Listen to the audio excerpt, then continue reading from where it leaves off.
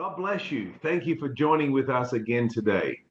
परमेश्वर आपको आशीषित करे। फिर से हमारे साथ जुड़ने के लिए हम आपका धन्यवाद करते हैं। We are reading chapters 25 and 26 today of the book of Acts. आज हम प्रेरितों के उसके 25वें और 26वें अध्याय को पढ़ रहे हैं। And we are reading about Paul in Jerusalem. और हम पाउल जो यरूशलेम के अंदर है वो समय की बातों को पढ़ रहे हैं। Paul's desire is to be able to go to Rome and preach the gospel in Rome. पाउल के हृदय की इच्छा यह है कि वो रोम के अंदर जाए और रोम के अंदर वो परमेश्वर की सुवार्ता को कहे। But now Paul has been placed in prison in Jerusalem. लेकिन पाउल अब वो यरूशलेम के अंदर एक बंदीवास में रखा गया है। The Jewish leaders are trying to kill Paul. यहूदी अगुवे हैं वो पाउल को मारना चाहते हैं।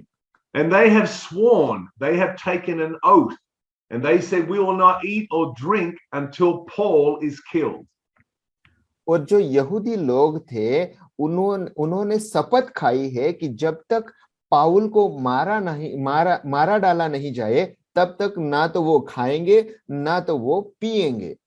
So when the Roman commander heard about this, he took Paul out of prison and he took him under guard at nighttime. He took him to Caesarea.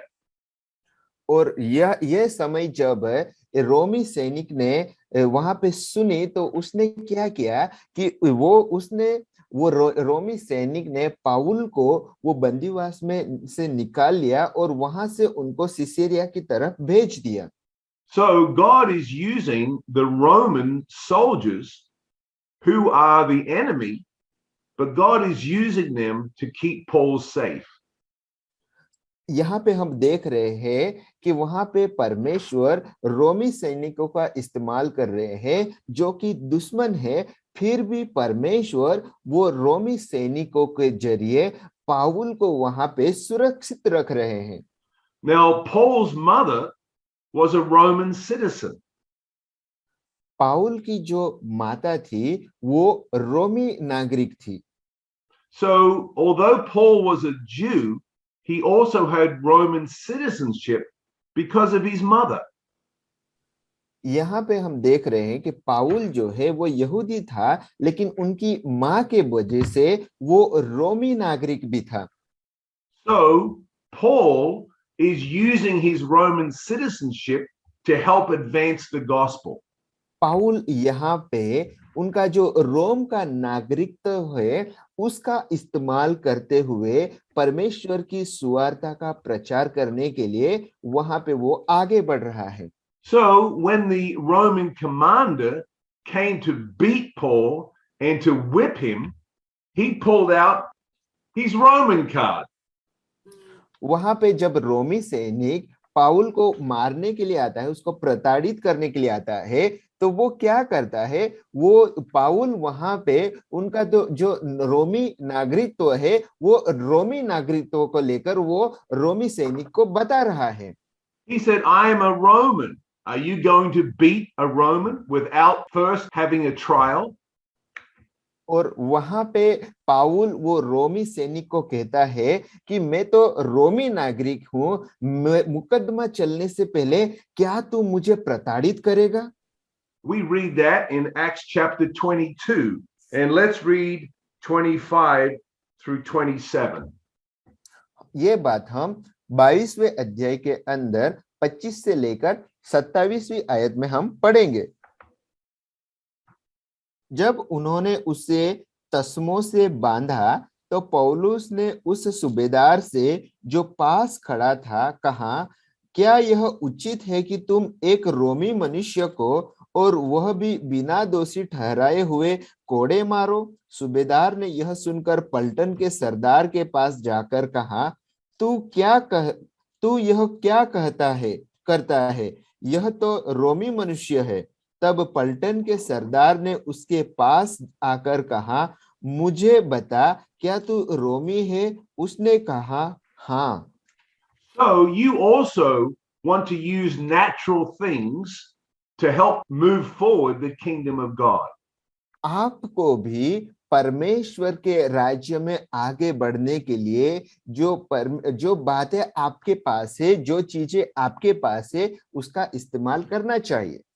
The commander was a Greek, and for him to become a Roman citizen, the commander had to pay a lot of money to become a Roman citizen. यहाँ पे जो सूबेदार है वो तो एक यूनानी है और उसको रोमी बनने के लिए बहुत सारे पैसे देने पड़ेंगे। So he said to Paul, "You're a Jew. How did you become a Roman citizen?" तो यहाँ वो सूबेदार है, वो पाउल से कहता है कि तू तो यहूदी है, तूने किस तरह से ये रोमी नागरिकत्व को प्राप्त किया। Let's read verse 28 and 29. हम 28वीं और 29वीं आयत हम पढ़ेंगे। यह सुनकर पलटन के सरदार ने कहा, मैंने रोमी होने का पद बहुत रुपये देकर पाया है। पौलुस ने कहा, मैं तो जन्म से रोमी हूं।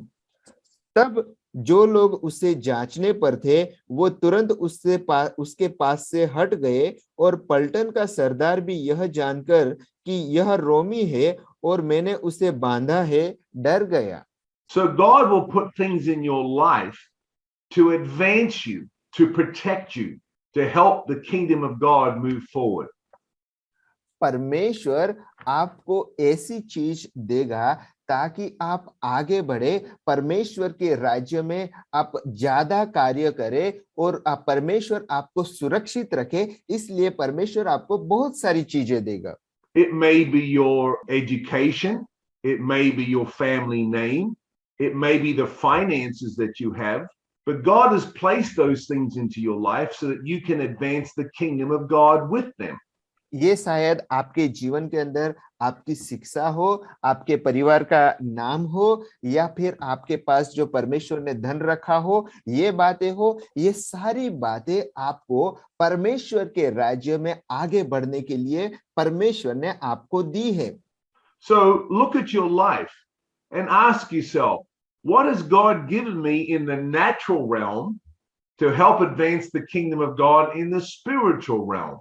आप अपने जीवन की तरफ देखिए और सोचिए, आप अपने जीवन के अंदर परमेश्वर ने आपको जो भौतिक सुविधाएं दी है, उनको लेकर आप परमेश्वर के राज्य के अंदर किस तरह से इस्तेमाल कर सके, ताकि आत्मिक राज्य के अंदर आप आगे बढ़ोतरी पाए, उसके लिए आप उसका किस तरह से इस्तेमाल करें, उसको आप देखिए। And don't become proud of those things, but stay humble, because God gave them to you so that you could advance the kingdom. जो चीजें परमेश्वर ने आपके जीवन के अंदर रखी है, उसको लेकर आप घमंडी ना हो, लेकिन अपने आप को विनम्र करें, ताकि जो चीजें परमेश्वर ने आपको दी है, वो उस बात को लेकर आप परमेश्वर के राज्य में आप आगे बढ़े। ये सारी जो बातें हैं वो परमेश्वर ने आपको दी है। So now the natural enemy of the Jews, which are the Romans, they are now protecting Paul. अब जो शारीरिक रूप से वहां पे जो हम देख सकते हैं कि उस रीति से रोमी सैनिक तो यहूदियों का दुश्मन है, फिर भी यहाँ पे हम देख सकते हैं कि वही रोमी अब वो पाउल को वहां पे सुरक्षित कर रहे हैं। So now Paul is in Caesarea on the coast, and he's in prison there. अब जो पाउल है वो सिसेरिया में है और वहां पे वो उनको बंदीवास में रखा गया है। And the Jewish leaders from Jerusalem cannot kill him. अब यहूदी अगुवे जो थे, वहां पे जो धार्मिक अगुवे थे, वो लोग पाउल को नहीं मार सकते। So he was there under the governor called Felix. और वहां पे वो फेलिक्स नाम का जो सूबेदार था, उनके अंडर में था। And later on, Felix was replaced by another governor called Festus. और उसके बाद फेलिक्स के बाद वो फेस्तस नाम का जो सूबेदार था, उसके अंदर वो पाउल को रखा गया था। So Festus also left Paul in prison. जो फेस्तस सूबेदार था, उसने भी पाउल को बंदीवास में रखा। So let's read verse 27 of chapter 24. हम प्रेरित उसके 24वें अध्याय के 27वीं आयत हम पढ़ेंगे। परंतु जब 2 वर्ष बीत गए तो पुरकियुस फेस्तुस फेलिक्स की जगह पर आया और फेलिक्स यहूदियों को खुश करने की इच्छा से पौलुस को बंदी ही छोड़ गया। So for 2 years, Paul is in prison. 2 साल तक पाउल है वो वहां पे बंदीवास में रहा। But he never got depressed or discouraged, thinking that he missed the will of God.